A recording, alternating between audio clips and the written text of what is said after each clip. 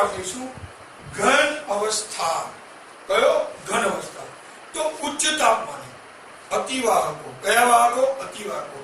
જૈવ સુસંગત plastic, silicon વગેરે જેવા ઘન પદાર્થોથી અતિશય વિપુલતાનું ભવિષ્ય વિજ્ઞાનના ભાવિ વિકાસમાં વિસ્તૃતતાથી અગત્યનો ફાળો સદા સમાયેલ છે. હવે આમાં આપણે સમજીએ છીએ કે ઘન પદાર્થના કણોના સ્થાન, બરાબર, એના સરેરાશ સ્થાન, બરાબર, એના દોલનો, એની જડતા, બરાબર, આ બધા ઘટકોના સ્વભાવ અને તેમના પ્રવર્તતા બંધનના બળો પર આધારિત છે. તો હવે સમજો કે આપણે શું શોધ્યું, બરાબર? તો નવા ગુણધર્મોની શોધ થઈ, જેમ કે કાર્બન નેનોટ્યુબ, નવા પદાર્થ, સ્ટીલ કરતા મજબૂત, એલ્યુમિનિયમ કરતા હલકા અને કોપર કરતા વધારે વાહકતાનો ગુણ ધરાવતા દ્રવ્યો પૂરા પાડવાની ક્ષમતા ધરાવે છે. સમજો આમાં બીજું કશું જ નથી. પદાર્થ ઊંચા તાપમાને અતિવાહકો, ચુંબકીય પદાર્થો, પેકિંગ માટે જૈવ વિઘટનીય પોલિમર, સર્જિકલ પ્લાન્ટ, સમજો, વગેરે જેવા ઘન પદાર્થો છે. અને હાલના પરિપ્રેક્ષ્યમાં આ બધાનો આપણે અભ્યાસ વધારે અગત્યનો જરૂરી છે, ખૂબ જરૂરી છે. એનું બંધારણ જોવાની, એની ગોઠવણી જોવાની, બરાબર. હવે આ બધી જે વિવિધ ગોઠવણી છે એને શું કહેવાય છે? ઘન પદાર્થના વિવિધ ગુણધર્મોને એ બક્ષે છે. ઘન અવસ્થાની સામાન્ય લાક્ષણિકતાઓ જોઈએ. આપણે પહેલા જોયું ઘન અવસ્થામાં કેટલા ઘન, પ્રવાહી અને વાયુ, એ જોયું. આમાંથી કોઈ પણ અવસ્થા કઈ સ્થાયી છે તેનો આધાર બે પરસ્પર વિરોધી પરિબળોની ચોખ્ખી અસર પર રહેલો છે. હવે સમજો કે આ બધું શેની પર હતું? આંતરાણવીય બળો. તો જે અણુઓને એકબીજાને નજીક રાખે, અણુ વલણ ધરાવે અને નીચા તાપમાને ઉષ્મીય ઉર્જા ઓછી કેવી હોય છે? ઓછી હોય છે. એટલે આંતરાણવીય બળો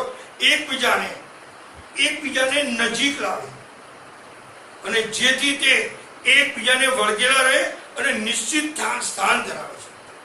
સમજો, એટલે એમાં જો ધારો કે વસ્તુની વાત કરીએ તો હજુ તેમની મધ્ય સ્થિતિની આસપાસ આમ દોલન કરે.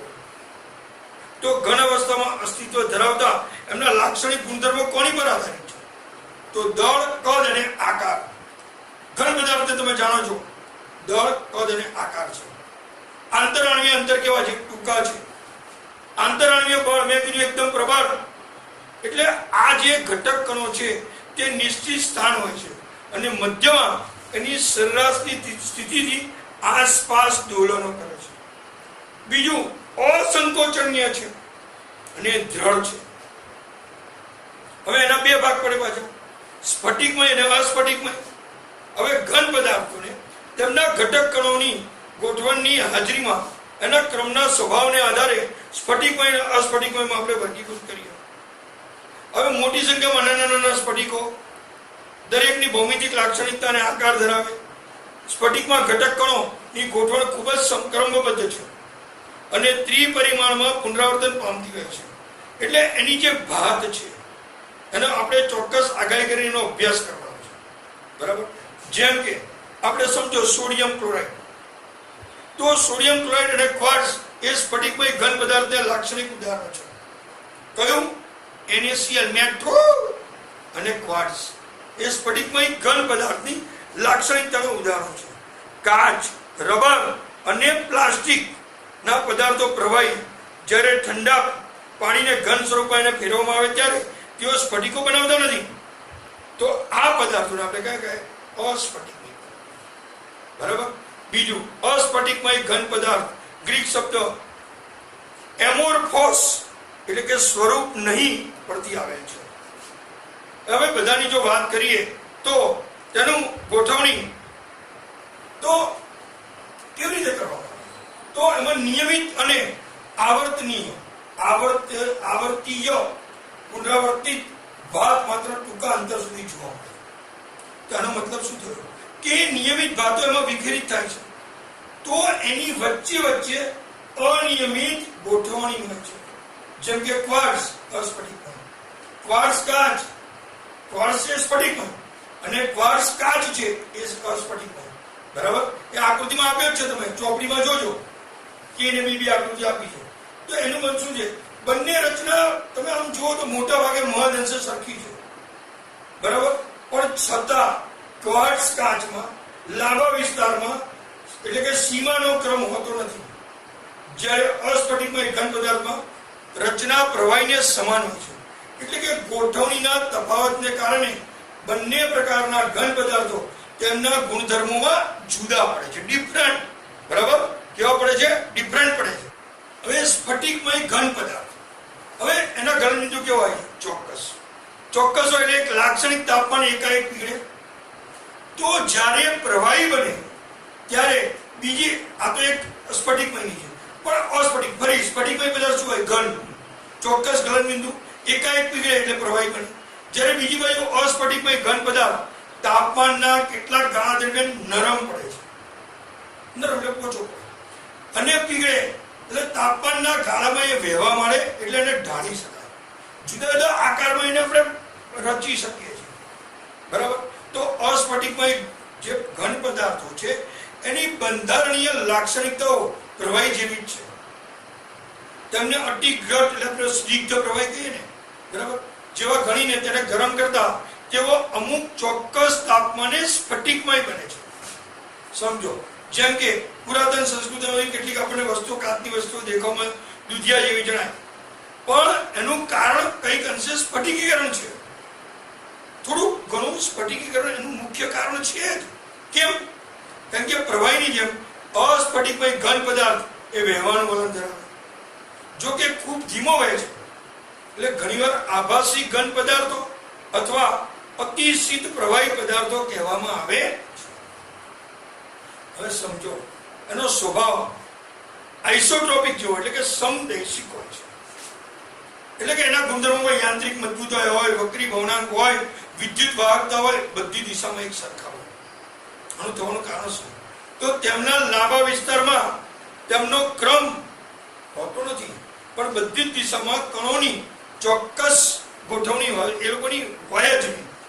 હવે જો ગોઠવણી ના હોય તો બધી દિશામાં એનું સમતુલ્ય બને, બધી જ દિશામાં એકંદર. એટલે કોઈ પણ પદાર્થનો ભૌતિક મૂલ્ય એક સરખું છે.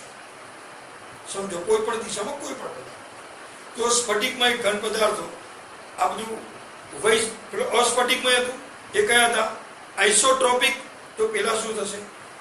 એનિસોટ્રોપિક એટલે કે વિષમદૈશિક.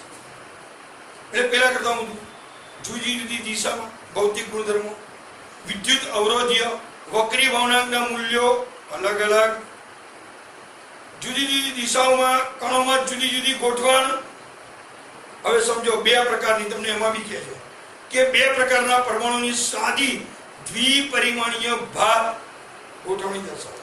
આકાર તો પ્રતિબળ, શિયરિંગ સ્ટ્રેસ. એટલે આવા અવરોધોમાં યાંત્રિક ગુણધર્મો જોવા જઈએ તો એકદમ, તમે જો બે પદાર્થો તમને આપ્યા AB અને ચોપડીમાં હું ઉભો AB અને આડો CD, તો બંનેમાં દિશામાં અલગ અલગ પ્રકારના પરમાણુની હરોળ. ટૂંકમાં આના કરતા હું તમને કહું, આ બધી મેં કવાલી કરાવી તમને, એકચ્યુઅલી એનું ટૂંકમાં તમને સમજાવી દઉં. સ્ફટિકમય જે તમને કોઠો આપે એ જ વાંચજો, બાકી આ તો મારે ચલાવવું પડે એટલે. બાકી તમારે જો ખરેખર સમજવું હોય તો હવે ધ્યાન રાખજો. પહેલો આકાર. તો સ્ફટિકમય ચોક્કસ આકાર, ભૌમિતિક આકાર, ચોક્કસ લાક્ષણિકતા અને ભૌમિતિક આકાર. નંબર 2 અસ્ફટિકમય અનિયમિત આકાર. ગબી ચોક્કસ લાક્ષણિક તાપમાને પીગળે અને પેલું તાપમાનના ગાળા દરમિયાન ધીમે ધીમે નરમ થાય. બીજું ચિરાગ. જ્યારે તીક્ષ્ણ ધારવાળા સાધન વડે એને કાપવામાં આવે એટલે બે ભાગમાં વેચી જાય. વચ્ચેથી કાપો એટલે બે ભાગમાં વેચે, ગમે તે બે ભાગમાં વેચાય. અને ઉત્પન્ન થયેલી સપાટી કેવી હોય? સાદી અને સુવાળી. જ્યારે આને બે ભાગમાં કાપવામાં આવે ત્યારે શું થાય? અનિયમિત સપાટી વાળા ભાગમાં વિભાજિત થાય. કયો? અસ્ફટિક. પેલો નિયમિત વાળા. હવે ગબી, આ ગલનબિંદુ. હવે ગલન ઉષ્મા. તો જો તેમને નિશ્ચિત, આઈ એમ ગોઈંગ ટુ રિપીટ, નિશ્ચિત અને લાક્ષણિક ગલન ઉષ્મા છે. પેલામાં નિશ્ચિત ગલન ઉષ્મા હોતી નથી. વિષમદૈશિકતા તો સ્વયં વિષમદૈશિક હોય છે. કયા? સ્ફટિકમય પદાર્થો. અને અસ્ફટિકમય પદાર્થો સ્વભાવે સમદૈશિક હોય છે. હવે એની પ્રકૃતિ કેવી? તો સાચા ઘન પદાર્થો, પેલા આભાસી અથવા અતિ પ્રવાહી પદાર્થો. ઘટક કણોની ગોઠવણીનો ક્રમ લાંબા વિસ્તારમાં, પેલો ટૂંકા વિસ્તારમાં. તો ટૂંકમાં જે પહેલાનું મેં આવ્યું 7 મુદ્દામાં આવી ગયું, તમારા સમજ પડી. બીજો અગત્યનો એમસીક્યુમાં પૂછાય એવો જવાબ છે, સમજો. ધાતુના નમૂનામાં વ્યક્તિગત સ્ફટિકો અસ્તવ્યસ્ત ગોઠવાયેલા હોવાથી તે આખો સ્ફટિક વિસંદેશિક હોવા છતાં સમદેશિક લાગે છે. તો એમસીક્યુમાં શું પૂછાશે હવે સમજો. અસ્ફટિકમય સિલિકોન, અંડરલાઈન કરજો, એ એવો ઉત્તમ ફોટોવોલ્ટેઇક પદાર્થ છે જે સૌર ઉર્જાને વિદ્યુત ઉર્જામાં પરિવર્તિત કરવા માટે પ્રાપ્ય છે. બરાબર? તો આજે આટલે સુધી જોઈશું. નેક્સ્ટ આવશે સ્ફટિકમય ઘન પદાર્થોનું વર્ગીકરણથી બાકી રાખીએ છીએ આપણે. બરાબર છે? મળીએ નેક્સ્ટ લેક્ચર.